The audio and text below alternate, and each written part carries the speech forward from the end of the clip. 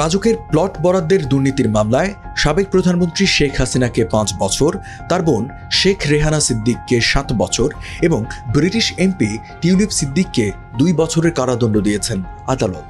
এই সাজার ফলে কী ধরনের চ্যালেঞ্জের মুখোমুখি হতে যাচ্ছেন টিউলিপ সিদ্দিক? ব্রিটিশ এমপি টিউলিপের সাজার বিষয়টি বেশ ফলাও করেই প্রকাশিত হয়েছে আন্তর্জাতিক বিভিন্ন গণমাধ্যমে।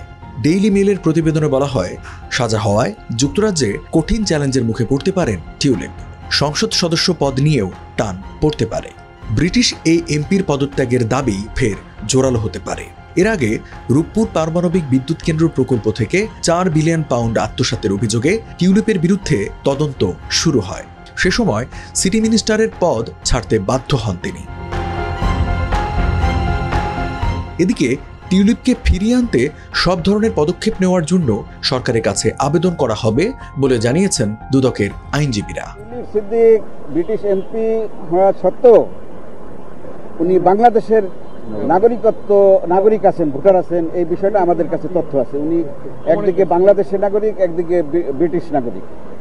সেই ক্ষেত্রে আমরা আমাদের দুদককে অবহিত করব, দুদক বাংলাদেশ সরকারের সাথে কমিউনিকেট করবে এবং বাংলাদেশ সরকার ব্রিটিশ গভর্নমেন্টের সাথে কমিউনিকেট করবে যে এই সাজার বিষয়টা তাকে অবহিত করার জন্য।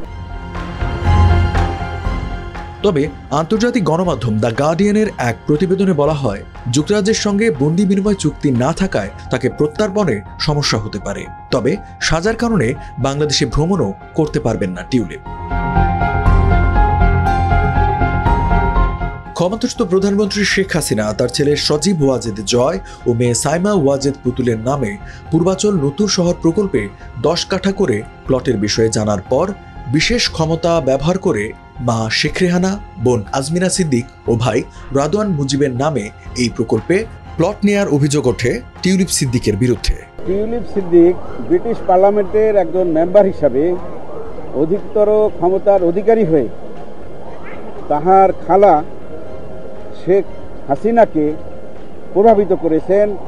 যেহেতু শেখ হাসিনা ইতিপূর্বে তার নিজের নামে এবং তার 2 সন্তানের নামে 3টি প্লট নিয়েছিলেন, সেই জন্য টিউলিপ সিদ্দিকী তার খালাকে এই কথা বলেই প্রভাবিত করেছিলেন যে যেহেতু আপনি 3টি প্লট নিয়েছেন, আমার মা এবং ভাই বোনদেরকেও 3টি প্লট দিতে হবে। এই বিষয়গুলা আমরা গণভবনের কর্মকর্তা-কর্মচারী 2 জন সাক্ষী দিয়েছে এবং টিউলিপ সিদ্দিকী কিভাবে প্রভাবিত করেছে সেই বিষয়ে আদালতে আমরা সাক্ষী উপস্থাপন করেছি। বিভিন্ন অ্যাপস এবং টেলিফোনের মাধ্যমে দেশে আসিয়া সাবেক প্রধানমন্ত্রীর যে একান্ত সচিব ছিল সালাউদ্দিন সাহেব, তার মাধ্যমে ও প্রভাবিত করেছে।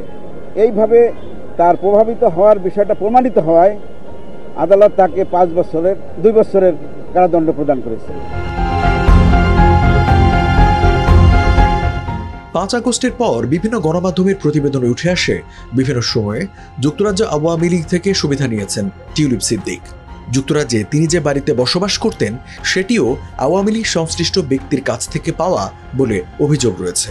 এসব বিষয়ে সম্প্রতি যুক্তরাজ্যের প্রায় সব সংবাদ মাধ্যমে খবরের কেন্দ্রবিন্দুতে ছিলেন Tulip. Financial Times, the Guardian, Sunday Times, the Times, the মেইলে তাকে নিয়ে প্রকাশিত হয়েছে একাধিক প্রতিবেদন।